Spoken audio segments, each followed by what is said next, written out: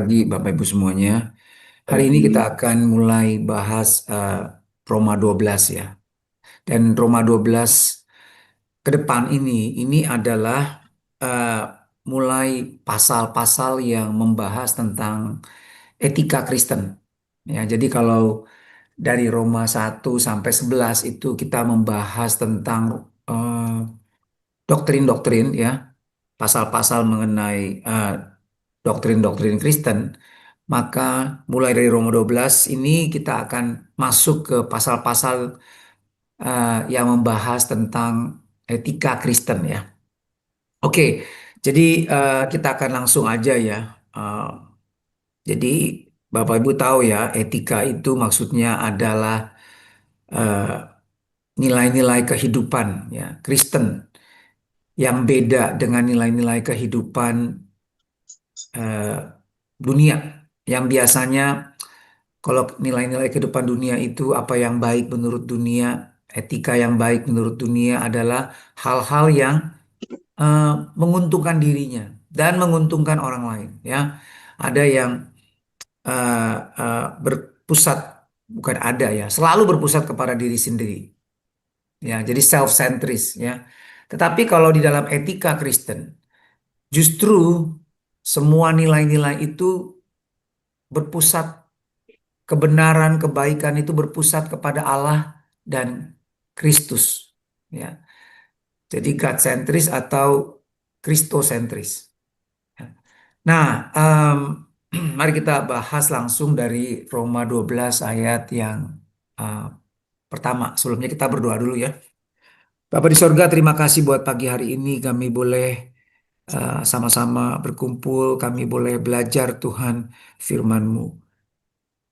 Firman-Mu adalah kebenaran. Firman-Mu adalah terang bagi hidup kami supaya kami tidak tersesat dan binasa. Karena itu Tuhan, kami butuh hikmat-Mu. Allah Roh Kudus, Engkau yang memberi kami hikmat, memberi kami eh, pengetahuan dan beri kami hati yang haus untuk belajar firman-Mu. Buat kami mengerti kebenaran firman-Mu. Terlebih tolong kami supaya kami boleh menjadi pelaku firman-Mu Tuhan, sehingga kami boleh melihat hidup-Mu nyata dalam hidup, kebenaran-kebenaran-Mu nyata dalam hidup kami ya Bapa. Terima kasih di dalam nama Yesus kami berdoa mengucap syukur. Amin. Oke, kita langsung aja ya Pak Hartono ke pertanyaan pertama. Mengapa kita harus mempersembahkan tubuh kita sebagai persembahan yang hidup, kudus, dan berkenan kepada Tuhan?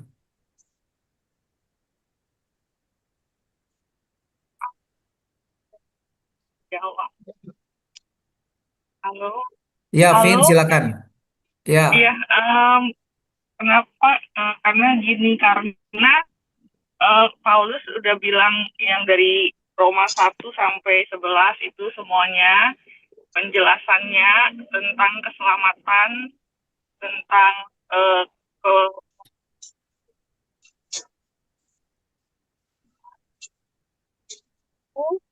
yang di Roma 12 ayat 1 itu karena kemurahan Allah itu kita harus mempersembahkan tubuh kita. Jadi maksudnya ini Tuhan udah kasih nih yang terbaik buat kita, terus kita apa yang harus kita lakukan kayak gitu. Jadi kita harus mempersembahkan tubuh kita ya, karena semuanya hidup kita ini adalah oleh Tuhan, uh, dari Tuhan, oleh Tuhan, untuk kemuliaan Tuhan. Nah, oke. Ya, thank you, Vin. Oke. Ada lagi mungkin yang mau bantu tambahin mungkin kalau ada yang mau tambahin. Karena kita ini bukan milik saya lagi. Kita sudah ditebus milik Kristus. Kristus kudus, kita harus kudus. Ini iman dalam nama Yesus. Amin.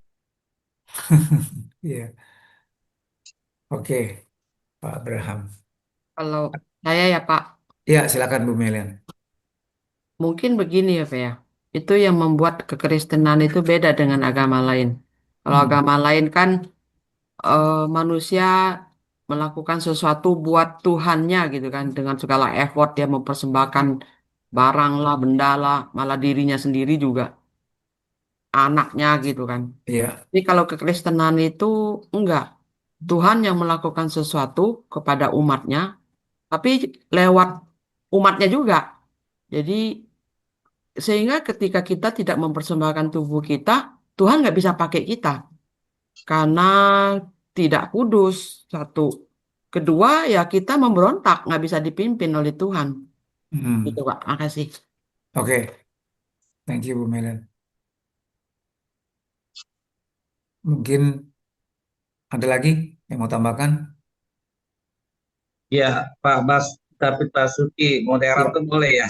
boleh Pak. Kalau Pak Hartono mah selalu boleh deh. I- Ini ya apa ya, Roma 12 ini eh, ketika dibaca gitu ya, berkali-kali baca ini kan pesannya dari Rasul Paulus kepada kita ini sangat-sangat dalam buat kita semua gitu ya. Nah, dikatakan bahwa ada persembahan yang hidup. Nah, persembahan yang hidup itu karena kita tadinya mati dihidupkan gitu ya. Berarti ini ada respon syukur kita kepada Tuhan gitu ya.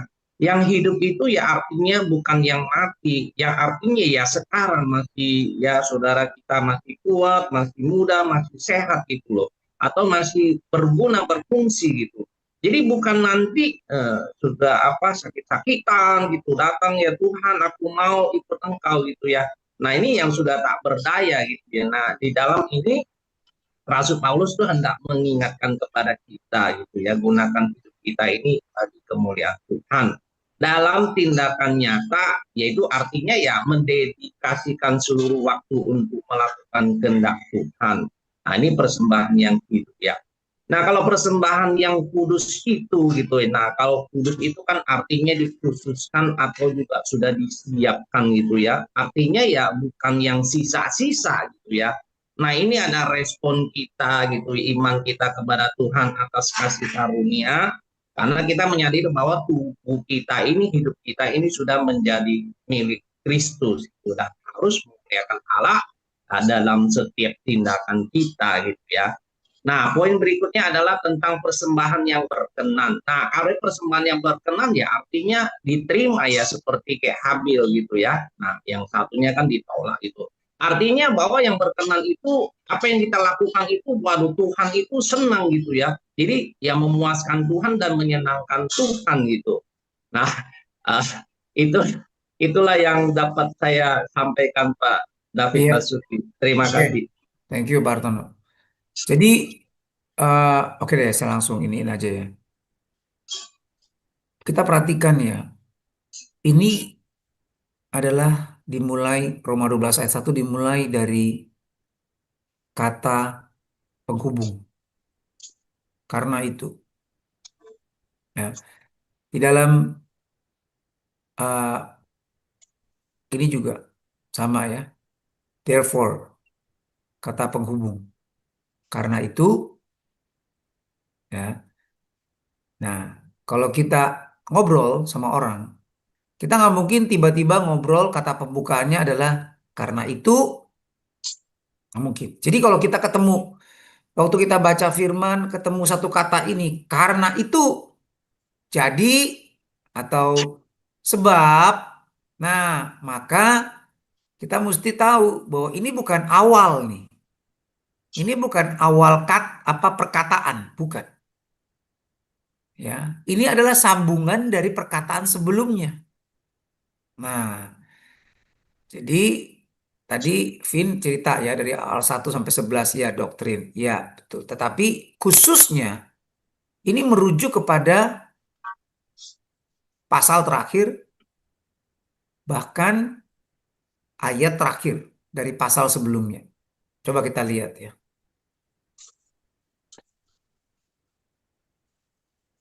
Nah, ini sebenarnya lagi berkata-kata nih di sini. Ya, karena hikmat Tuhan uh, apa namanya? Oh, alangkah dalamnya kekayaan hikmat pengetahuan Allah, sungguh tak terselidiki keputusannya, sebab siapakah yang mengetahui pikiran Tuhan, siapakah yang pernah menjadi penasehatnya, siapa yang pernah memberi sesuatu. Nah, tetapi yang penting ini nih ayat 11. Sebab segala sesuatu adalah dari Dia. Semua yang ada itu ciptaan Tuhan. Kita bisa ada hari ini, kita mesti ngerti. Itu karena kita ciptaan Tuhan. Ya.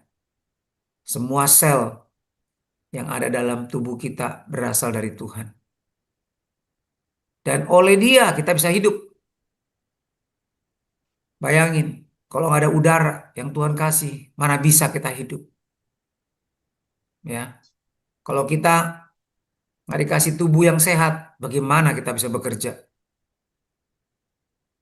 Ya, jadi oleh Dialah kita bisa hidup, bisa bekerja, kita bisa berkeluarga, kita bisa menikmati dunia ini oleh Dia. Dan yang terakhir, kepada Dia satu hari nanti kita harus bertanggung jawab ya atas apa yang sudah Tuhan titipkan dalam hidup kita. Satu hari nanti Tuhan akan tanya sama kita, lagi suami-suami, suami-suami, apa yang kamu buat dengan istri kamu sehingga dia bisa bertumbuh kerohaniannya? Apa jawab kita? Apa kita bilang, aduh Pak, itu Tuhan, kamu tahulah istriku itu orangnya susah, semua udah nyerah sama dia Pak. Tuhan, ya kan? Saya juga udah puluhan tahun bohwat nih. Ya, jadi boro-boro bikin dia lebih rohani. Saya aja hampir nggak selamat, Tuhan, gara-gara dia tuh. Hampir saya murtad gara-gara dia, ya kan? Nah, nanti di sorga nanti Tuhan akan minta pertanggungjawaban loh. Istri kita bisa kayak ya, istri kita. Jangan kita bilang kita kita dibuat sama istri kita sampai hampir murtad. Kita juga membuat dia juga rohanianya babak belur, nggak bener. Juga ada kontribusi dari kita suami-suami.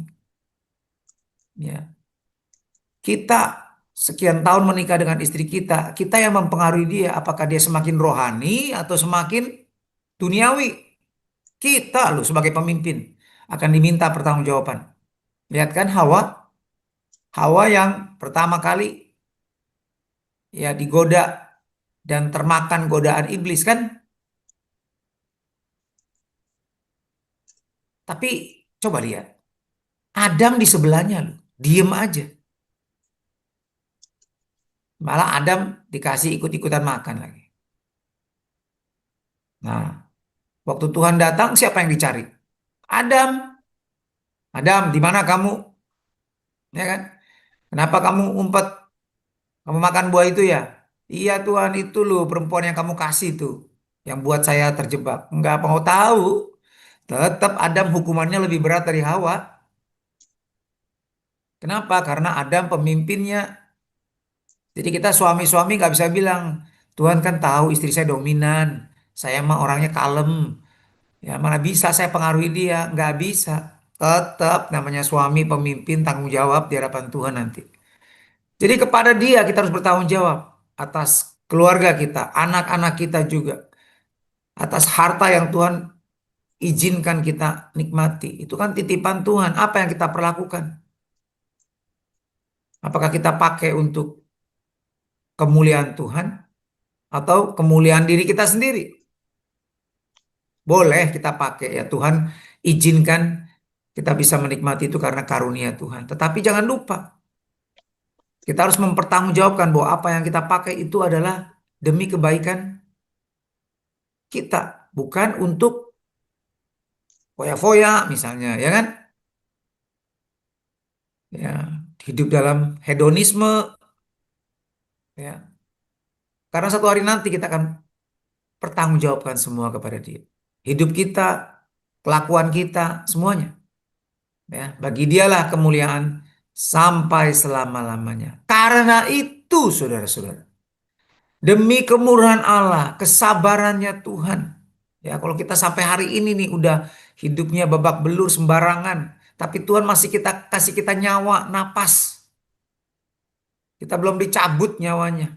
Nah, demi kemurahan Allah aku menasihatkan kamu sepanjang hari ini, masih disebut hari ini, supaya kamu mempersembahkan tubuhmu sebagai persembahan yang jangan yang setengah mati. tapi yang masih hidup nih.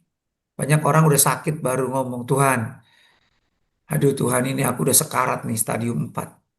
Kalau Tuhan kasih hidup, aku janji deh Tuhan aku akan mempersembahkan hidupku. Nah gitu. Udah separuh napas ya, baru mau bilang sama Tuhan, Tuhan aku persembahkan nih separuh napas ini nih buat Tuhan. Ya, nah itu. Juga jangan mempersembahkan yang setengah kudus, apalagi yang nggak kudus. Ya, kepada Tuhan. Tapi kita sudah seharusnya ya, mempersembahkan tubuh kita sebagai persembahan yang hidup, yang kudus, yang berkenan kepada Allah. Kenapa? Ke satu, karena segala sesuatu dari Dia, kita ada ini dari Dia, oleh Dia kita bisa hidup, dan kepada Dia kita harus bertanggung jawab. Dan yang kedua, demi kemurahan Allah. Ya, karena Tuhan masih sabar nih sama kita. Ayo, jangan sia-siain hidup ini. Bertobat, ya, demi dua hal itu. Nah, jadi inilah persembahan yang masuk akal. Mempersembahkan tubuh itu kepada Tuhan. Mempersembahkan totalitas hidup kita. Itu adalah persembahan yang masuk akal kepada Allah. Karena semua itu dari Tuhan. Betul nggak? Milik Tuhan. Makanya Tuhan kan ada perumpamaan tuh. Hal kerajaan sorga seperti seorang Tuhan yang memberikan talenta-talenta kepada hamba-hambanya. Nah, begitu waktu tuannya pergi, hamba-hambanya ada yang bekerja, ada yang malas. Tapi nanti waktu tuannya datang, Tuhan akan meminta pertanggungjawaban atas talenta yang sudah diberikan. Sama, nanti di hari penghakiman Tuhan akan minta pertanggungjawaban atas talenta, atas hidup kita. Apakah kita pakai hidup kita untuk memuliakan Tuhan? Untuk tubuh ini apa kita rusak? Apa kita jaga tubuh kita? Jaga makan, olahraga, ya, sehingga tubuh kita fit, sehingga kita bisa memberi yang terbaik, melayani Tuhan dengan baik, ya. Nah, itu adalah ibadahmu yang sejati. Nah, kata ibadah ini dalam bahasa Yunani ini diterjemahkan LAI ada beberapa kata. Nah, ibadah. Di sini diterjemahkan dari kata latreia. Ini bicara soal pelayanan di mesbah pada perjanjian lama, disamakan dengan itu. Jadi di bait suci di perjanjian lama, para imam itu latreia di dalam bait suci. Ya, memberikan persembahan, melayani. Ya. Itu adalah sebenarnya terjemahan ini kurang tepat, bukan ibadah yang sejati.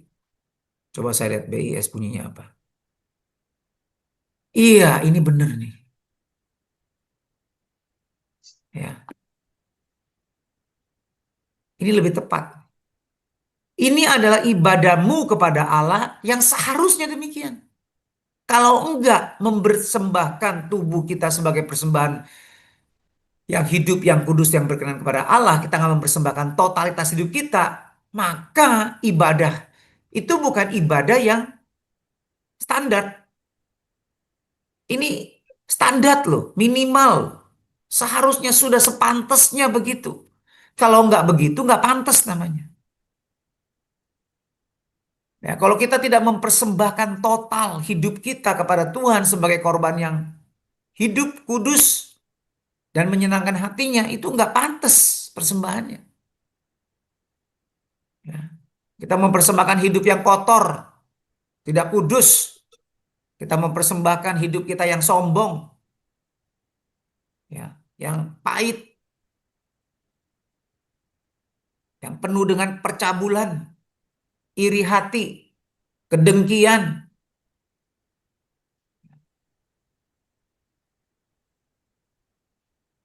Itu nggak pantas, itu nggak pantas kita mempersembahkan hidup yang begitu. Karena semuanya dari Tuhan, oleh Dia kita bisa hidup dan kepada Dia kita harus bertanggung jawab. Ya. Jadi ini diterjemahkan dari kata Yunani logiken latreiai. Coba kita lihat ya.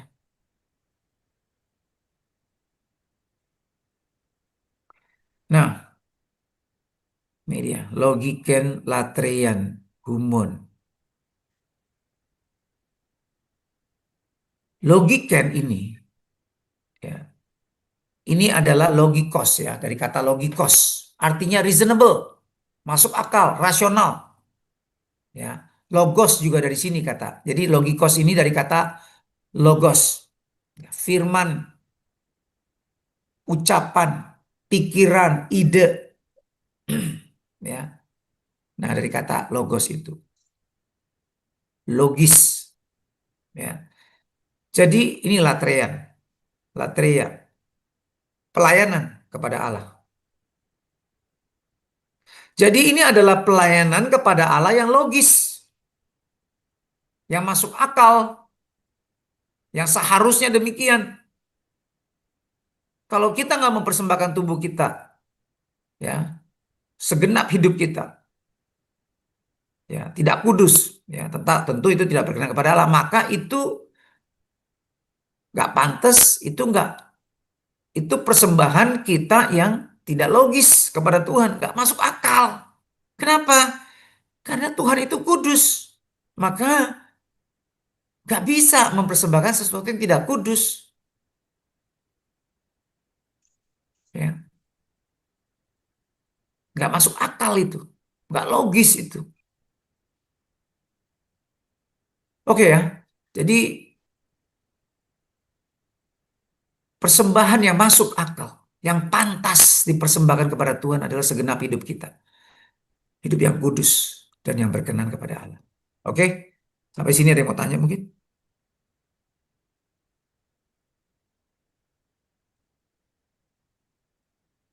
Oke, saya pikir jelas ya. Nggak usah ada yang tanya. Nggak, ini etika soalnya. Jadi, Pak Basuki, ya silakan. itu dia ayatnya kan berbicara mulai dari apa? Saya tertarik dengan kata itu loh yang demi kemurahan ara. Jadi sebetulnya kemurahan ara itu apa ya?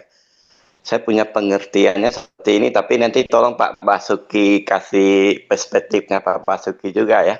Iya Pak.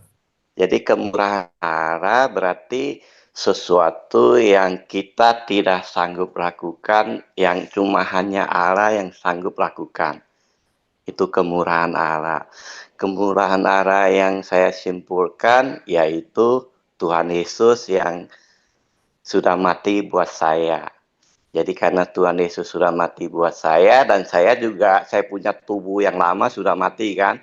Berarti sekarang tubuh saya itu tubuh Kristus. Yang menjadi kepalanya itu Kristus. Saya cuma bagian kaki atau tangan, kita semuanya. Jadi karena kita ini tubuhnya Kristus, makanya begitu kita mempersembahkan secara tubuh Kristus, itu baru berkenan kepada Allah. Karena tidak ada satu manusia pun yang berkenan kepada Allah kecuali Yesus sendiri. Dan Yesus sendiri dia turun menjadi wujud manusia dan dia mati mewakili kita atau buat kita. Terus saya punya tubuh sebetulnya sudah mati. Terus yang sekarang saya hidup yaitu hidup di dalam Kristus dan saya juga bergerak di dalam Kristus dan saya juga ya bernafas, nafasnya Kristus. Kalau saya punya pengertian seperti itulah dan ketika saya mempersembahkan yang Bapak lihat itu di luarnya itu Kristus. Itulah yang berkenan kepada Allah dan itulah yang yang kudus dan yang berkenan kepada Allah. Tapi kalau pengertian kita bahwa masih tubuhnya kita yang tadi panjang lebar sama Pak Basuki jelaskan masih najis, punya pikiran apa, nah itu berarti kita tidak bergerak di dalam Kristus. Kita udah lari keluar dari Kristus dan ego dan lain kita keluar, nah itu jadi tidak berkenan gitu loh. Jadi Betul Pak. saya ini saya berusaha cari di berbagai versi kan sampai baru ketemu ada satu orang dia membahas kemurahan Allah itu loh bahwa it is impossible kita berkenan kepada Allah karena perbuatan baik terbaik kita pun itu kain kotor kan benar Pak ya. Nah, Jadi jadi itulah yang menyebabkan saya selama ini kalau pas mau masuk ke hari raya Tuhan, saya selalu bilang, Bapak, aku bergerak di dalam anakmu. Aku ini tidak bisa apa-apa, aku ini debu. Tapi aku bersyukur di dalam firman engkau mengatakan bahwa aku ini anak Allah gitu loh. Wah, itu yang paling keren. Terus saya mulai bertanya, kenapa aku itu anak Allah? Karena kan Kong Calvin kan bergerak di dalam Kristus. Kristus yang menutupi Kong Calvin. Jadi apa yang Kong Calvin bergerak itu Kristus yang gerakin. iya, Gitu. Nah tadi pagi nggak tahu kenapa Roh Kudus tiba-tiba saya lagi dengar yang lain, kok dia arahin ke koram Leo gitu loh. Terima kasih gitu aja. Tolong diperlengkapin Pak Basuki. iya. Terima kasih Pak Calvin. Jadi betul, kita harus selalu pastikan kita di dalam Kristus. Ya, karena ingat waktu kita bahas Roma 6, ya, arti baptisan itu bukan berarti bahwa kita sudah tidak ada pabrik dosa. Kita masih bisa buat dosa. Makanya di dalam doktrin kekristenan ada istilah kita ini orang Kristen itu simul justus et peccator. Artinya orang Kristen itu dia dibenarkan Allah, tetapi sekaligus dia masih pendosa. Makanya kita harus semakin hari semakin benar dan semakin tidak berdosa karena diubahkan semakin serupa Kristus. Nah, kita mesti lihat Pak Calvin, apakah kita semakin serupa Kristus nggak kalau Kristus dalam kita? Jangan kita ngomong cuma omon-omon aja. Kristus di dalam aku, Kristus di dalam aku, tapi hidup dalam dosa. Terus kita bilang, habis aku nggak bisa apa-apa. Kita lupa perkataan Paulus, segala sesuatu dapat kutanggung di dalam Dia yang memberi kekuatan kepadaku. Filipi 4:13. Jadi, jadi justru kasih karunia Tuhan itu memampukan kita menang atas dosa. Nah, itu artinya di dalam Kristus. Bukan karena kuat gagah kita, tapi karena Roh Kudus di dalam kita memampukan kita, membuat kita membenci dosa, tidak hidup dalam dosa. Nah, makanya Tuhan memberi kita perintah, hendaklah kamu sempurna sama seperti Bapamu di sorga sempurna. Nah, loh, ini perintah loh. Kalau nggak sempurna, nggak selamat. Baca Matius 5 ayat 20 sampai 48. Ini perintah Yesus langsung nih.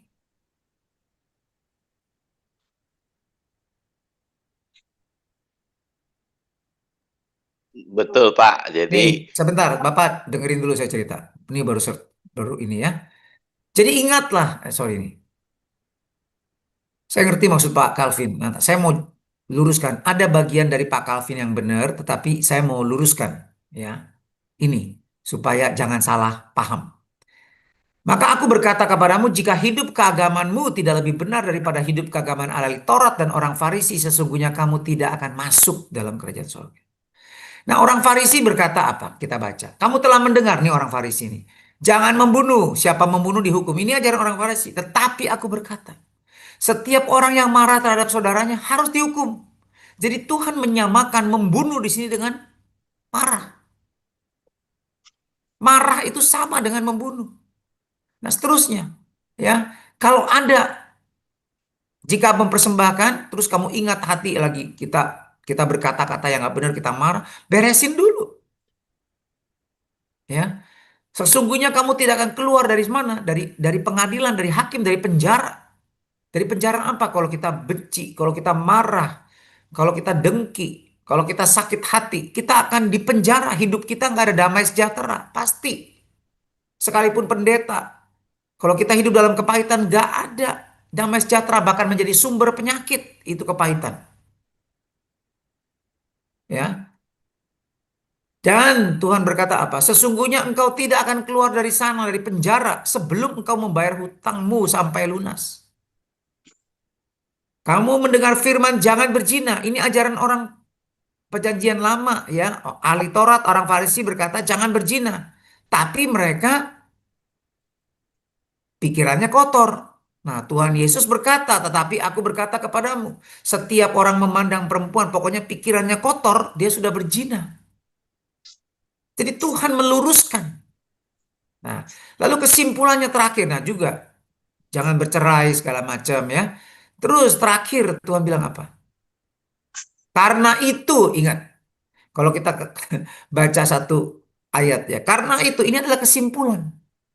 Haruslah kamu sempurna loh. Jadi jangan bilang, ya Tuhan aku nggak sanggup. Sanggup. Nah, tapi gimana bisa perfect, sempurna? Nah, kita harus ngerti kata sempurna ini. Bukan berarti sempurna tanpa dosa. Tapi kalau kita lihat kesimpulannya dari ayat 21, kita masih bisa buat dosa kan? Kita ingat tadi. Simul justus et peccator. Tapi maksudnya gini, kita harus sempurna ini. Dengan kita melihat teks dari ayat 21 sampai 47. Sempurna di sini artinya telios bukan berarti perfect without sin. Tetapi berarti lengkap luar dalamnya sama. Bukan munafik. Orang Yahudi tidak membunuh tetapi membenci. Pahit. Sama aja itu membunuh. Tidak berzina. Tapi pikirannya kotor. Mata keranjang. Nah itu nggak sempurna. Itu nggak luar dalam. Sama. Nah Tuhan itu luar dalam sama. Nah jadi holistik lebih tepat di sini. Atau mature, dewasa. Itu arti kata sempurna. Jadi kita harus seperti itu. Nah, karena itu makanya di dalam Roma, ingat waktu kita bahas itu. Jadi karena kita kasih karunia, boleh nggak kita bertekun dalam dosa? Supaya semakin bertambah kasih karunia? Sekali-kali tidak. Ini gak boleh kita. Gak benar apa? Kenapa? Karena kita sudah ditebus seperti yang Pak Calvin tadi katakan. Ingat loh, Yesus itu berkorban buat kita. Gak boleh kita. Loh bukannya kita udah mati, bagaimana kita masih dapat hidup? Loh ini Paulus menegur orang-orang Roma. Supaya jangan main-main sama dosa. Karena orang Kristen tetap ingat, saya jelasin dulu waktu Roma 6, ada 3 makna baptisan. 2 dimensi baptisan. Jadi bukan berarti kita sudah bebas, enggak. Justru kita harus matikan terus dosa di dalam diri kita. Ya, seperti yang Paulus katakan di dalam Efesus 4 ayat 22. Ini, yaitu bahwa kamu berhubung dengan kehidupan kamu yang dahulu harus, nah tadi Pak Calvin bilang, menanggalkan manusia lama. Tadi Pak Calvin juga udah bilang kan, ya benar. Jangan keluar dari Kristus.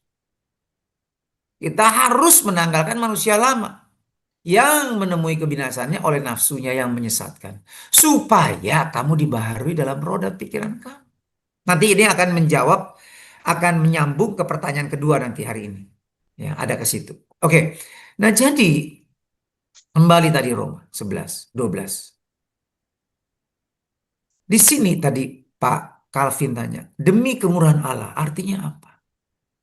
Ini bicara mengenai kemurahannya Tuhan. Lain ya. Kalau dalam bahasa Inggris ada mercy, ada grace. Tadi kalau Pak ini apa namanya Pak Calvin tadi katakan itu sebenarnya God grace. Kasih karunia Kristus lewat pengorbanannya. Tapi di sini lebih tepat bukan God grace tapi God mercy, mercies of God di sini. Lebih tepatnya itu. Ya. Lebih tepatnya lagi compassion of God, belas kasihan. Ya. Bukan kasih karunia, tetapi ya kesabaran Tuhan, kemurahan Tuhan, belas kasihan Tuhan, itu lebih tepat. Nah, belas kasihan Tuhan kepada kita artinya apa? Kesabaran Tuhan sama kita.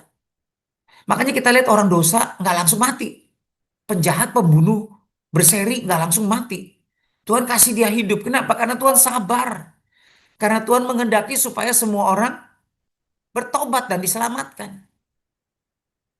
Itu loh maksudnya. Makanya kita jangan sia-siakan kemurahan Tuhan. Kesabaran Tuhan.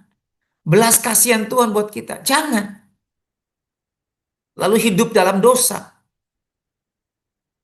Ya, sia-siakan kesabaran Tuhan, kemurahan Tuhan. Jangan. Nah, jadi demi kemurahan Allah, aku menasehatkan kamu. Jadi ada pilihan. mau dengar nasihatnya Paulus atau tidak. Jadi bukan otomatis, ada pilihan.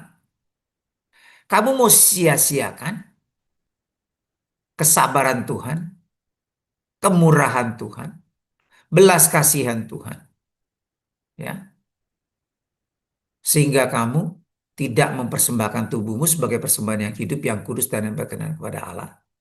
Atau kamu taat, iya, aku mau ya mempersembahkan tubuh karena aku tidak mau sia-siakan kesempatan yang Tuhan kasih. Aku tidak mau sia-siakan kemurahan, kesabaran Tuhan dalam hidup saya. Ya, itu maksudnya. Ini mercy of God, bukan the grace of God. Ya. Nah, jadi ini bukan demi kasih karunia, bukan, tapi kemurahan. Kalau kasih karunia karya Yesus di kayu salib itu kasih karunia buat kita. Ya, ini bukan. Ini kemurahan. Ya, mercy. Ya, bukan charis atau grace, tetapi mercy. Ya, oiktirmos. Lain kan? Bukan charis. Ya. Nah, jadi kira-kira gitu ya. Ada tadi saya lihat ada Pak Andi ya. Mau tanya, mungkin saya harap Pak Calvin jelas ya maksudnya ya. Oke. Ya, Silakan Pak shalom Ardi. Pak. Ya, shalom. Shalom Pak. Ya, jadi memang saya juga bersyukur Bapak tadi sampaikan itu karena saya lagi masuk di sini Pak di Banten mengenai persembahan itu kan yang Bapak bahas tadi Roma 12 ayat 1 sampai 2. Iya. Nah, banyak juga komunitas-komunitas ini kan saya masuk, saya diundang. Nah, saya juga bahas kemarin dua hari lalu kita bahas itu tentang mempersembahkan tubuh. Nah, saya juga tidak tegur mereka kemarin karena masih ada orang merokok kan, merokok minum. Aku bilang kita datang sini doa bukan untuk memalukan diri, tidak ada yang hebat. Saya kan selalu berbicara tentang rendah hati, Pak. Iya betul. Saya masih belajar. Cuma kita mempersembahkan tubuh, hargailah Tuhan karena Tuhan dalam diri kita. Masa merokok di depan saya menyembah, ya kan? Nah, ini yang orang-orang yang harus dibina. Nah, tadi kan ada chatting tentang merokok di chatting dia kan, Pak. Bilang saya tidak menghakimi kamu karena dia tua daripada saya kan. Justru kamu yang bina saya karena saya masih belajar. Saya baru 10 tahun mengenal Tuhan. Dia emosi, aku bilang emosi. Jadi gimana saya suruh itu Pak? Karena kita kan bikin komunitas ini kan mau datang mau sharing bagaimana kita mengalami Tuhan kan.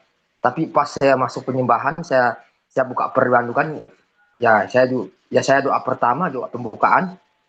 Nah, saya juga ada sharing firman. Nah, langsung ngambil rokoknya di depan saya. Waduh, saya mau pingsan. Aku bilang minta maaf Pak ya.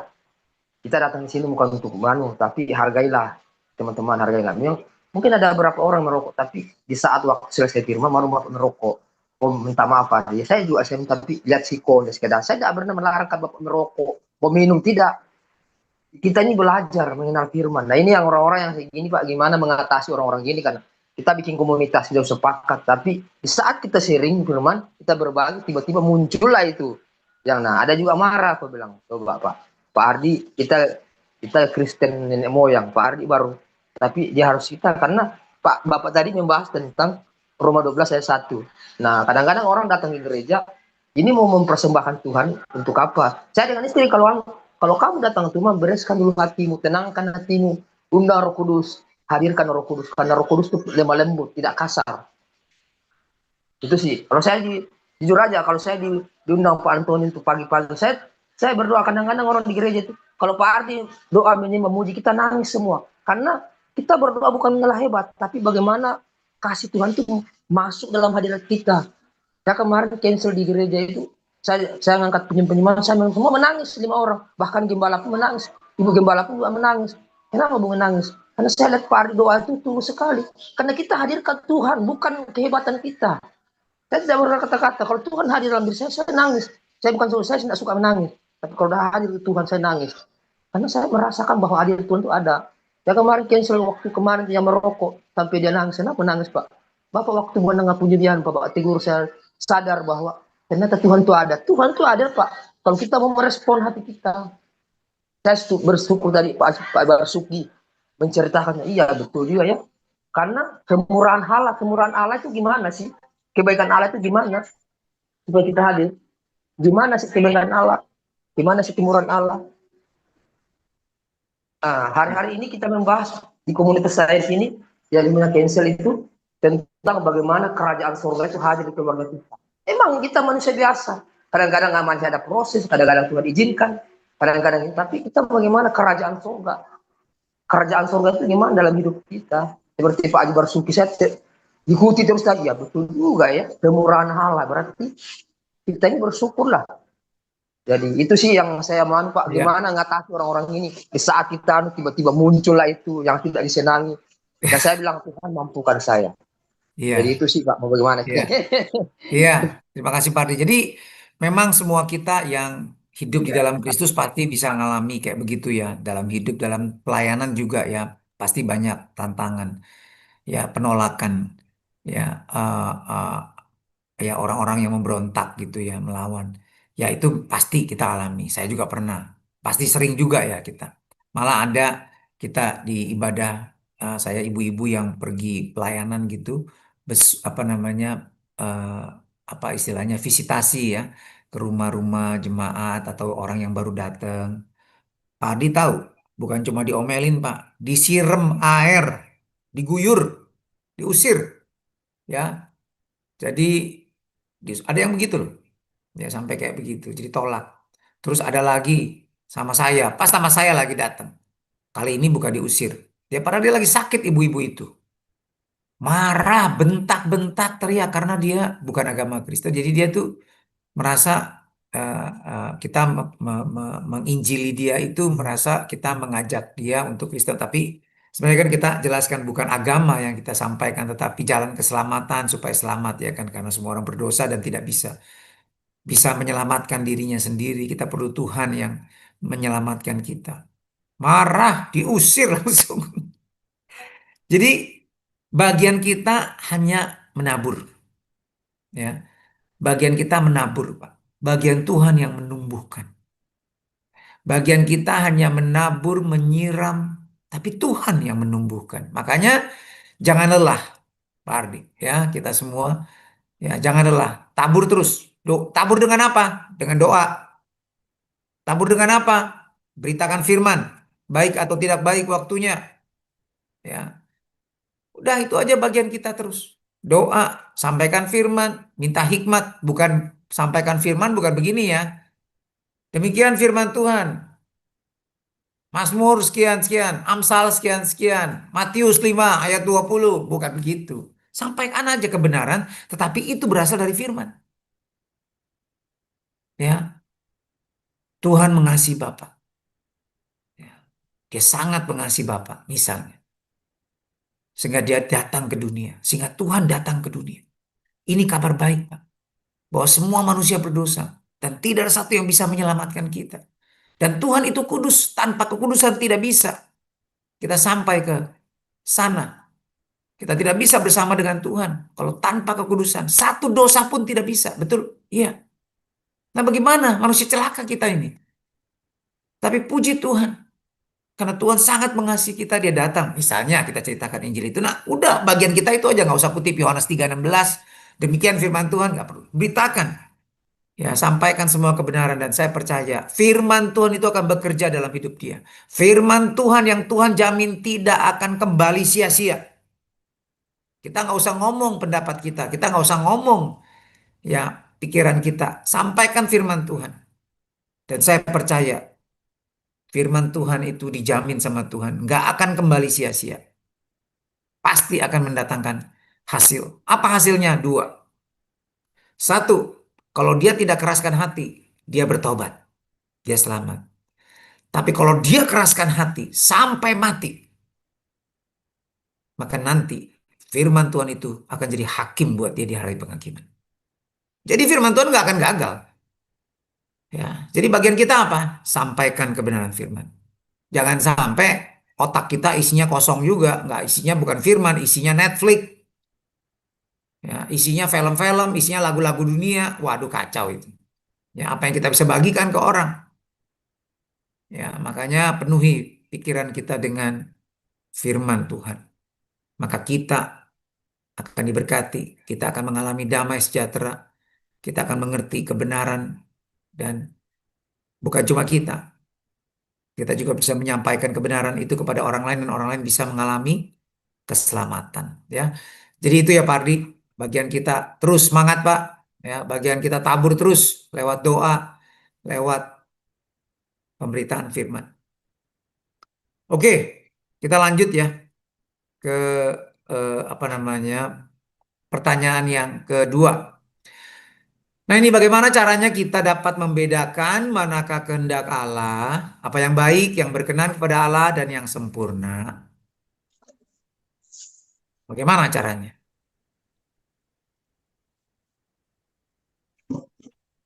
Silakan, Boleh jawab, Pak. silakan Bu. Iya. Di sini ada 3 bagian ya. Dan yang pertama itu kehendak Allah itu adalah apa yang baik ya. Baik di sini berarti baik menurut standar Allah, kebaikan kehendak Allah itu kebaikan yang tidak bisa dipisahkan dari atribut Allah yang lain. Misalnya itu kekal, maha kudus, maha adil, maha bijak, maha sempurna gitu kan. Terus yang kedua, kehendak Allah itu adalah apa yang berkenan pada Allah. Itu yang berkenan itu adalah apa yang disenangi atau merupakan kesenangan Allah. Allah menyukai kekudusan hidup, kebenaran, keadilan, kejujuran, pertanggungjawaban, keberanian yang benar gitu kan. Terus kasih, pengendalian diri. Terus yang ketiga adalah apa yang sempurna. Kata sempurna di sini berarti dalam bahasa Yunaninya itu adalah full atau penuh, komplit gitu kan. Em, yang berarti sesuatu kehendak Allah itu adalah sesuatu yang penuh atau lengkap. Lengkap ini menyangkut totalitas, ya tidak pernah terbagi-bagi gitu, tapi menyeluruh. Jadi hidup di dalam firman Tuhan adalah hidup totalitas yang tidak terpecah-pecahkan. Itu Pak. Iya, thank you Bu Indrayanti. Ada lagi yang lain mau nambahkan, silakan. Caranya gimana ya supaya Boleh, kita bisa? Ya, boleh silakan. Pak Ya, boleh, menambahnya. boleh. Eh, ke kehendak itu yang melakukan yang baik gitu kan. Semua yang namanya kebaikan itu yang bentuk namanya kebaikan itu kan yang ditaruhkan Tuhan itu ya lakukan aja. Nggak usah yang berpikir-pikir macam-macam gitu ya. Karena kebaikan yang benar ya. Artinya gini, kalau sudah memang Tuhan taruhkan ya udah kerjakan, nggak usah berdua dulu. Misalnya ada orang yang sulit gitu ya. Ada orang yang suka ada di tanganmu itu apa yang ada ya udah kasih gitu ya nggak usah yang berbelit-belit lah gitu. Itu sih aku pelajar apa ya aku lakukan gitu ya Pak. Terus gini, kalau namanya baik itu kan kalau secara dunia kan ujung-ujungnya bisa jahat itu kan. Hmm. Jadi kalau kita apa namanya baik itu standarnya di dalam adalah kasih Tuhan gitu. Hmm. Kalau kita udah berbuat baik ya jangan ambil lagi gitu kan. Ya udah Hmm. serahin sama Tuhan gitu. Jangan minta lagi dari orang itu. Itu akan jahat nantinya gitu kan. Hmm. Jadi ya sudah kerjakan Tuhan untuk Tuhan ya kan bukan untuk manusia. Udah gitu aja berbuat baiknya. Gitu sih dari aku Pak yang sehari-hari yang aku kerjakan gitu. Terima kasih. Oke, makasih Bu Irma. Ada lagi yang lain mungkin? Silakan. Ya mungkin Allah itu kan memimpin kita ya, melakukan sesuatu yang tidak bertentangan dengan Alkitab, dengan firman-Nya. Mm-mm. Ya terus minta bimbingan Tuhan deh. Iya, oke. Karena Nah, kan caranya gimana? kehendak Supaya, Allah, karena gini, banyak orang Kristen yang bilang, apa sih kehendak Tuhan? Saya nggak tahu nih. kehendak Tuhan itu kan membawa Ada, kita gini, sorry. Begini, saya Tuhan. koreksi pertanyaan saya. Ada orang yang dia nggak sadar dia salah. Orang Kristen. Hmm, Orang lain lihat dia tuh salah. Gak bener. Tapi dia merasa, enggak lah, bener. Malah dia salahin orang lain semua. Ada loh yang begitu, ya, dalam pelayanan saya. Dia bahkan pengerja lagi, bukan orang Kristen baru, udah lama pelayanan. Orang lain lihat dia itu salah, tapi dia nggak merasa salah. Itu nggak bener loh. Tapi dia merasa nggak, dia merasa dia bener. Orang lain salah semua. Nah itu gimana tuh? Itu gimana tuh, Rika? Ya, pertama memang kehendak Allah itu kan membawa kita semakin mengasihi Tuhan ya, menghasilkan karakter yang baik. Kalau kita melihat seperti ini, sebenarnya Tuhan itu sering memakai hambanya untuk menolong kita melihat kehendaknya dan bisa menegur kita. Jadi kita punya hati yang lapang dada ketika kita ditegur juga. Jadi Ya, kita pikiran kita nih terus diperbarui oleh firman Tuhan sehingga kita bisa semakin peka membedakan mana yang berasal dari Allah dan juga keinginan diri sendiri. iya. Jadi Kalau kalau nggak ada kita hamba Tuhan di sekeliling kita, nggak ada pendeta di sekeliling kita, gimana dong jadinya? ada Tuhan, ya itu respon kita. Apa? Kalau sebenarnya kalau kita semakin dekat dengan Tuhan, semakin intim dengan Tuhan, itu Roh Kudus pasti juga akan memberitahukan kepada kita mana yang benar, mana yang tidak berkenan kepada Tuhan kan? Hmm, ya, oke. Iya, jadi kalau kita kembali ya, Roma 12 ayat 2 ini coba kita lihat. Ya, ini bisa satu kalimat kan, karena dia nggak ada kata penghubung depannya tuh, bukan awalannya kata penghubung. Kalau ini kan awalannya kata penghubung ya. Bapak Ibu lihat ya, ini ayat ya. Nah, ini kan langsung kata perintah. Janganlah kamu menjadi serupa dengan dunia ini, tapi berubahlah oleh pembaharuan budimu. Sehingga kamu dapat membedakan manakah kehendak Allah. Jadi supaya kita bisa membedakan mana kehendak Allah,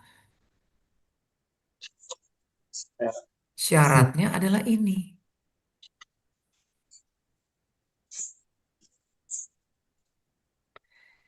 Tidak menjadi serupa dengan dunia, tapi berubah sesuai dengan pembaharuan budimu oleh Roh Kudus. Nah, kenapa banyak orang Kristen nggak tahu kehendak Allah? Dia buat dosa masih nggak merasa berdosa, masih merasa baik-baik aja, ya. Dia ngaco kelakuannya di dalam satu komunitas gitu. Dia ngaco nih, menyakiti saudara-saudaranya. Kelakuannya tuh bener-bener, aduh, nggak bener deh. Sampai semua teman-temannya tuh gerah sama dia. Tapi justru dia merasa dia bener, teman-temannya dia bilang ngaco semua. Aduh, kan bingung kan kita. Nah, ternyata ini jawabannya. Orang hanya bisa mengerti kehendak Allah, membedakan mana yang benar, yang berkenan sama Allah yang sempurna itu kalau mereka tidak menjadi serupa dengan dunia. Jadi orang itu pasti serupa dengan dunia. Artinya, bagaimana kita serupa dengan dunia? Kalau kita gini, you are what you think. You are what you hear. You are what you see. Kamu adalah apa yang kamu lihat. Kamu adalah apa yang kamu dengar. Kamu adalah apa yang kamu pikir. Jadi kalau yang kita lihat semua berita perang semua, maka pikiran kita jadinya selalu war mode. Jadi mode-nya tuh mode perang terus. Waduh, kacau di kacau, negatif terus. Kalau tiap hari kita lihat dolar naik, naik, khawatir Pak Bu artinya. Hidup, waduh gawat ini. Tiap hari perhatiin ya, emas naik terus kayak begitu ya. Lama-lama pikiran kita apa ya, itu tadi kayak dunia. Dunia isinya apa? Ya itu tadi, nggak ada damai sejahtera, nggak ada kebenaran, nggak ada kekacauan, materi ya sifatnya. Kalau kita nontonnya cabul semua ya, pikirannya porno terus ya. Bagaimana kita bisa? Kita pikir biasa. Lah namanya manusia kok. Pasti porno lah. Namanya itu juga dari Tuhan. Wah malah salahin Tuhan. Tuhan yang kasih kan. Hawa nafsu itu. Waduh. Makanya bisa ada yang begitu tuh. Ya nggak apa-apa lah. Tuhan ngerti kok. Nggak ada yang sempurna. Nggak apa-apa lah. Yang penting tidak menyangkali Yesus. Ya, saya pernah loh ketemu orang. Ya, udah lama nih pengerja nih. Ya, di gereja. Dia bilang gini. Dia tuh kepahitan. Ya, terus kemudian dia mau pindah gereja. Ya, karena nggak dihargai katanya. Dicuekin sama pemimpin. Terus saya bilang sama dia, ngapain kamu pindah-pindah gereja? Ya daripada gue ke diskotik, loh kok disamain sama diskotik daripada ke diskotik? Lu kan hamba Tuhan, lu kan nggak mungkin ke sono lagi, ya kan? Karena sudah mati bagi dosa, nggak mungkin lagi. Iyalah, gue ke gereja lain daripada gue ke gereja sini sumpek. Loh, apa sih artinya gereja? Saya bilang. Justru gereja itu komunitas. Justru di gereja itu kalau kamu cuma lihat, aduh ini gereja jelek nih, khotbahnya nggak bagus nih, nyanyinya, puji-pujiannya nggak bagus, AC-nya nggak dingin, udah pindah aja ke sono, pendetanya lucu, di sono AC-nya dingin, nyanyinya enak, penyanyinya Nanti aku bagus-bagus mau semua. senang naik Nah, kapal itu lah. namanya bukan kita bergereja, itu namanya Juga. kita sedang entertain. Kita sedang datang kayak ke bioskop gitu kan, datang, waduh fasilitasnya bagus, kita seneng, bayar. Ya itu, kita anggap kita lagi entertain gitu loh. Bukan gereja, gereja itu komunitas. Dalam komunitas justru kita kalau kalau kita kayak begitu, ya kayak kita itu kayak bukan ya kayak entertain itu kita kayak ke apa hotel gitu loh, nginap di hotel kan. Oh hotelnya jelek nih, servisnya nggak memuaskan nih, pindah aja hotel lain, sama-sama bayar ini. Tapi kalau kita tinggal di rumah kan nggak begitu. Kalau kita tinggal kita dalam keluarga kita ada yang nggak beres, kita nggak mungkin, pindah aja deh ke keluarga yang lain, kan nggak mungkin, ya kan? Pasti kita akan beresin. Oh kotor nih, ya udahlah sapu lah, nggak ada pembantu. Tapi jangan kita teriak-teriak kayak bos di rumah, ya. Jadi itu loh bergereja. Ya. Nah, waktu saya tanya sama dia, kamu hati-hati loh, jangan sampai kamu hidup dalam kepahitan, dalam dosa, ya kan kamu salah. Tahu nggak dia bilang apa? Yesus di dalam aku. Tenang aja bro, Yesus di dalam aku.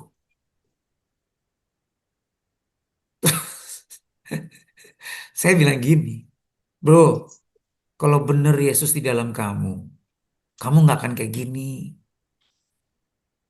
Pasti Roh Kudus tuh tegur kamu, Yesus tegur kamu tuh nggak bener kayak gini. Ya, hati-hati kita ngomong Yesus dalam kita, Yesus dalam kita. Entar dulu. Hati-hati kalau kita ngaku-ngaku. Ya, ini sama nih. Ini kan kita pernah bahas nih, Roma 8. Ya, nih, jangan, ya ingat, kita anak Allah kan? Ya, sebab kamu tidak menerima roh perbudakan yang membuat kamu menjadi takut lagi, tetapi kamu telah menerima roh yang menjadikan kamu anak Allah. Haleluya, kita anak Tuhan, ya enggak? Oleh roh itu kita berseru ya Aba ya Bapa. Roh itu bersaksi bersama-sama dengan roh kita bahwa kita adalah anak-anak Allah. Benar nggak? Dari mana? Kita lihat. Nah, lihat ya, nih ada ujiannya di sini, ayat 17. Dan jika, nah ini ada syaratnya nih. Ada ketentuan SNK apa syarat dan ketentuan berlaku. Nah, ini. Jadi kalau kita lihat baca satu firman jangan cuma stop sampai di sini, baca yang lengkap. Nah, di sini ayat 17 nih kalau kita adalah anak, ini ada SNK-nya nih. Syarat dan ketentuan berlaku. Kalau kita ngaku kita anak Allah, ini syaratnya. Maka kita juga adalah ahli waris. Haleluya. Kalau kita anak Allah, kita ahli waris. Maksudnya orang-orang yang berhak menerima janji-janji Allah. Yang akan menerimanya bersama-sama dengan Kristus. Yaitu jika kita menderita bersama-sama dengan Dia. Lah kita menderita nggak bersama-sama dengan Yesus? Ya kan? Hidup di dalam kebenaran itu menderita. Hidup dalam kekudusan itu menderita. Kenapa? Karena hawa nafsu daging kita nggak mau hidup dalam kekudusan. Waktu kita sabar itu menderita. Ya. Jadi kalau kita menderita bersama Dia, baru kita akan dipermuliakan. Orang Kristen itu selamat itu ada 3 tahap. Justification, tapi bukan hanya berhenti kepada pembenaran. Oh, kita dibenarkan, kita dibenarkan. Enggak, kita juga dikuduskan. Dan kita juga dimuliakan. Kalau kita tidak dikuduskan, kalau kita nggak makin kudus, loh kita dikuduskan, iya, tapi makin kudus nggak? Kita dikuduskan, tapi kalau kita hidup dalam dosa terus, itu bukan dikuduskan namanya. Kita sia-siakan kasih karunia Tuhan. Kalau kita dikuduskan, maka kita akan semakin kudus. Dan kalau kita kudus terus, maka kita nanti akhirnya akan dimuliakan. Itu maksudnya. Tujuannya dibenarkan adalah bukan cuma, ya saya tuh orang berdosa, nggak bisa benar, Tuhan yang benarkan saya. Iya, memang. Tapi setelah kita dibenarkan, maka Tuhan nggak akan sampai di sono aja. Tuhan terima kita apa adanya, yes.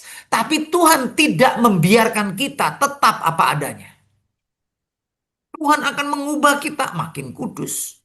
Dan akhirnya kita akan dimuliakan. Jadi orang Kristen semua nanti di sorga, kalau masuk sorga, pasti dimuliakan. Tapi sebelum itu, kita di dunia ini kita menderita nggak bersama dengan dia. Ya, jadi Kristus datang mati buat kita. Karena kita nggak sanggup menyelamatkan diri kita sendiri. Tapi setelah kita diselamatkan, maka kita dimampukan hidup dalam kebenaran. Makanya jangan seperti dunia. Jangan menjadi serupa dunia. Gaya hidup kita, gaya ngomong kita. Apa yang kita suka sama kayak yang dunia. Sukanya apa? Sukanya beli barang-barang mewah. Ya duit gua, ntar dulu duit kita dari Tuhan loh. Kita bisa bekerja, kita bisa menghasilkan. Itu karena kekuatan yang dari Tuhan loh. Hikmat yang dari Tuhan sehingga kita bisa bekerja dan menghasilkan uang. Ya kan? Dan kita harus kembalikan. Ya, perpuluhan, persembahan. Bahkan semua ada pada kita itu titipan Tuhan. Beli makanan, beli barang yang berguna buat kita. Bukan hanya apa yang enak dimakan, enak dilihat. Kalau kita hanya makan makanan yang enak dimakan, tapi nggak berguna, nggak sehat, waduh, kita sedang menzolimi tubuh kita nih. Bolehlah sekali-kali makan yang menyenangkan, yang enak, tapi kita harus jaga juga, seimbang olahraga. Kalau enggak nanti makan cake, terus manis, terus terkencing manis lagi. Ya, enggak Pak, memang kita keturunan kok Pak. Loh, salahin keturunan lagi. Memang kita kena kencing manis umur berapa? Kalau dari lahir, udah kena kencing manis. Nah, itu keturunan. Kan enggak. Umur 30 baru kena kencing manis. Umur 20 baru kena, itu gaya hidup kita. Kita menzolimi tubuh kita. Makanya kita harus bertobat. Jangan jadi serupa dengan dunia. Berubahlah. Nah, kita bisa berubah karena apa? Karena pembaharuan budi. Nah, ini yang Tuhan berikan roh yang baru kepada kita. Hati yang baru. Hati yang mau taat. Nah, kita jangan berontak, ikuti kata hati kita yang baru itu. Karena waktu kita dibaptis, kita diberikan hati nurani yang baru, yang baik. Ya, kata siapa? 1 Petrus 2:21 ya masalah ya.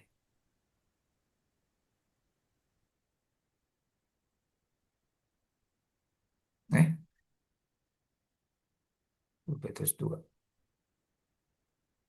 Nih, sorry.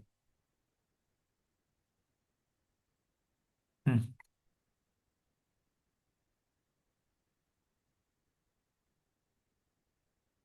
Ya, nah, jadi maksudnya apa nih baptisan? Ini makna baptisan yang ketiga. Membersihkan, bukan membersihkan kejahatan jasmani, tetapi memohonkan hati nurani yang baik. Jadi ini salah satu tujuan baptisan. Kita diberikan hati nurani yang baik. Jadi hati nurani pun ada yang nggak baik. Yaitu yang hati nurani yang lama.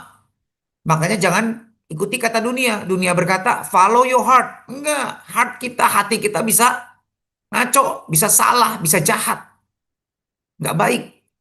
Tapi setelah kita lahir baru, Tuhan berikan hati nurani yang baik. Ya.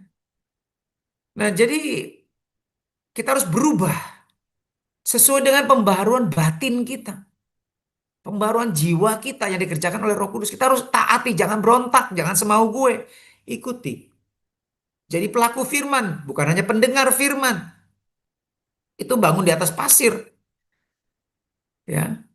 Nah, kalau kita hidup kudus, berkenan, kalau kita tidak serupa dengan dunia, tapi kita terus berubah, bertobat terus sesuai dengan pembaharuan jiwa kita, maka kita dapat membedakan mana yang bukan kehendak Allah, mana yang merupakan kehendak Allah. Ciri kehendak Allah itu apa? Ini bukan bertingkat ya. Oh, kehendak Allah itu ada yang baik, ada yang berkenan, ada yang sempurna. Bukan. Ya, karena ini bukan kata frasa bertingkat. Jadi kehendak Allah itu ada yang baik. Oh, jadi kehendak Allah itu ada kelas yang baik, kelas yang berkenan, kelas yang sempurna. Oh Tuhan, aku mau kelas yang sempurna selalu nih. Enggak. Kalau kehendak Allah itu pasti baik. Kalau kehendak Allah pasti berkenan kepada Allah. Kalau kehendak Allah pasti sempurna. Itu maksudnya. Itu cirinya. Baik. Baik di mata Allah ya, bukan baik di mata kita. Istri yang cakep, cantik, baik nggak? Ya menurut laki-laki duniawi ya pasti baik lah, ya kan? Tetapi menurut Tuhan enggak. Belum tentu. Kemolekan itu palsu kata Tuhan. Nah, firman Tuhan, Amsal bilang, ya kan? Bisa lewat itu. Jadi bisa peot, bisa ompong, ya kan? Bisa berubah bentuk, ya kan? Cantik kan bisa berubah bentuk loh. Ya kan? Berubah bentuk, tahu kan? Nah, jadi nggak kekal gitu loh. Ya, tapi baik di mata Tuhan pasti baik. Ya. Waktu kita dapat istri dari Tuhan, itu pasti baik. Walaupun kadang-kadang nyebelin gitu misalnya. Kadang-kadang menyakitkan. Tapi itu baik. Kenapa? Itu membuat kita semakin rendah hati. Semakin belajar mengampuni. Semakin belajar mengasihi. Ya nggak? Itu baik. Berkenan kepada Allah. Dan sempurna. Otomatis. Kalau kehendak Allah pasti semua berkenan. Sesuai dengan kebenaran firman. Ya. Oke, jadi dari mana kita tahu ini bukan bertingkat? Memang dari bahasa Yunaninya. Ya. Kata penghubung ini, sorry, ya inilah ya maksudnya. Kata-kata penghubung ini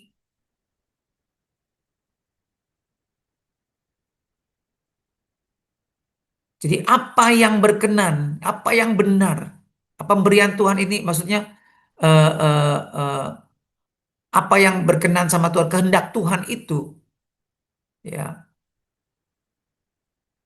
telematon, to agaton, kai. Nah ini lihat, ya ini kata penghubung yang merupakan satu kesatuan. Agaton,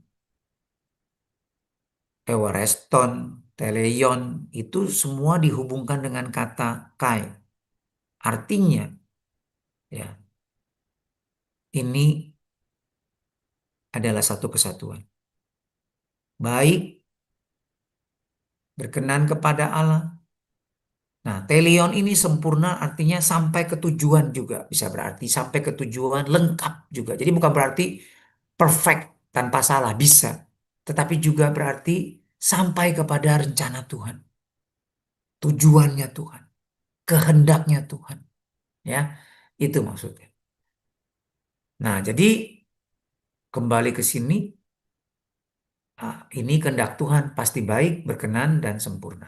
Oke, sampai sini ada yang mau nanya?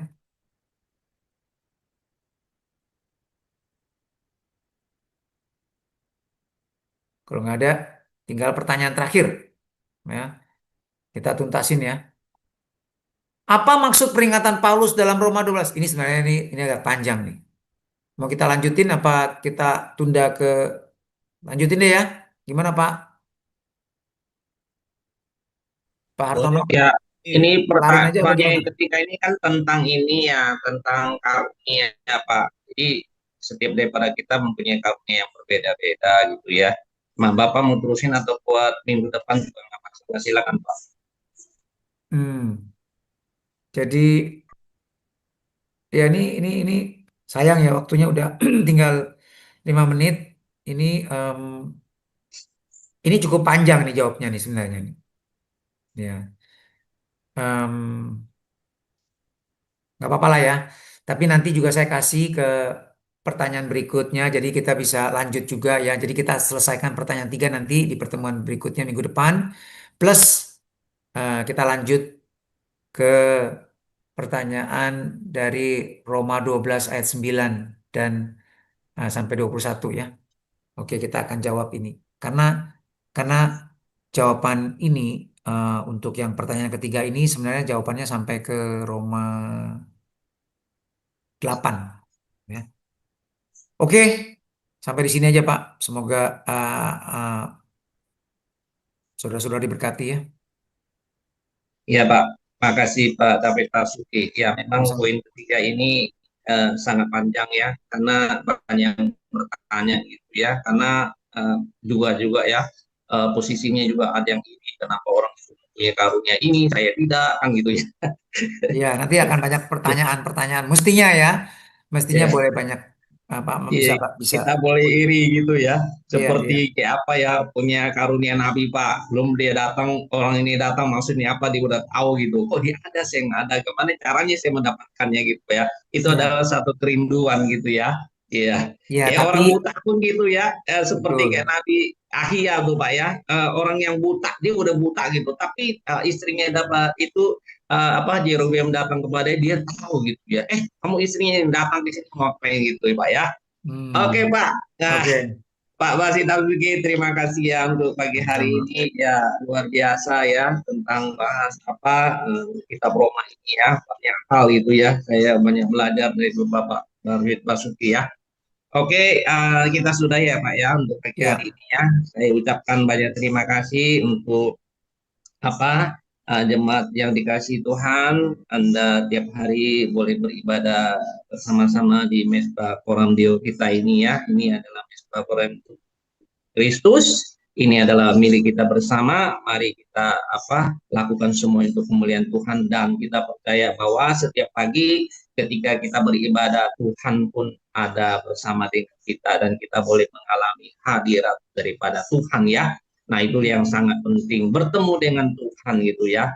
Karena Tuhan sangat mengasihi kita ya. Nah, itulah kita beribadah kepada Dia. Nah, kalau ada yang pertama kali hadir bergabung, untuk Bapak Ibu saya ucapkan terima kasih ya, selamat bergabung. Tiap hari, tiap pagi ada ya. Untuk Bapak-bapak, kami boleh berkenalan dengan Bapak, ada di Mesbah di BR1 ya. Bapak-bapak, nanti Bapak bisa ada di sana, dan kalau Ibu-ibu ada disediakan BR2 ya. Nah, itu nanti bisa berkomunikasi di sana ya. Nah, untuk tim sprint yang setiap pagi ada bersama dengan kita semua persiapannya, terima kasih. Luar biasa ya, dan pagi hari ini yang melayani adalah BR313. Saudara luar biasa ya, Tuhan Yesus memberkati kita semua. Ya, oke, kita sudahi, kita satukan hati, kita mau berdoa untuk hambanya yang luar biasa, yang dengan semangat setiap kali mengajar kepada kita ya. Beliau ini luar biasa konsennya, pengetahuannya, alkitabnya luar biasa semuanya. Kiranya Tuhan selalu menolong Tuhan tambah kepada Bapak David Basuki dengan kebenaran firman Tuhan yang makin hari makin mendalam, banyak hal yang rahasia-rahasia firman Tuhan, kebenaran firman Tuhan dibukakan oleh Tuhan kepada beliau, dan mari kita satukan hati di dalam nama Tuhan Yesus Kristus. Kami berdoa kiranya Bapak boleh hidup menurut segala jalan yang sudah Tuhan tunjukkan, tetap mengikuti perintah-perintahnya dan selalu berpaut pada Tuhan dan berbakti segenap dengan hatimu kepada Tuhan, dengan segenap hati dan segenap jiwamu. Tuhanlah yang dan menjagamu. Jangan fokus pada besarnya padang gurun yang ada, yang Anda hadapi saat ini, tapi pandanglah Tuhan yang berjalan di depanmu. Tuhan tak hanya menunjukkan jalan, tetapi memastikan engkau tiba pada tujuannya. Di dalam nama Tuhan Yesus Kristus kami berdoa dan mengucap syukur. Silakan Pak David Basuki berdoa berkat buat kami semua. Ya, terima kasih Pak. Mari kita mau menerima berkat Tuhan, kita angkat tangan kita. Tuhan, kami sudah dengar firman-Mu, kami mau simpan dalam hati kami. Biar Tuhan kami boleh terus renungkan sepanjang hari ini. Kami tidak mau renungkan hal-hal yang lain Tuhan. Biar pada saat kami melihat dunia, kami boleh melihat dengan kacamata firman-Mu. Sehingga kebenaran-Mu, damai sejahtera-Mu, kehendak-Mu boleh terjadi dalam hidup kami. Tuhan, kami terima berkat yang sempurna dari Bapa di sorga. Cinta kasih dari Tuhan Yesus Kristus dan persekutuan dalam Roh Kudus menyertai kami semua Tuhan. Sehingga apapun yang kami kerjakan di dalam nama-Mu boleh berhasil Tuhan. Engkau yang menyertai kami. Engkau yang menuntun tangan kami. Engkau yang membawa kami naik Tuhan. Semakin hari kami berjalan, semakin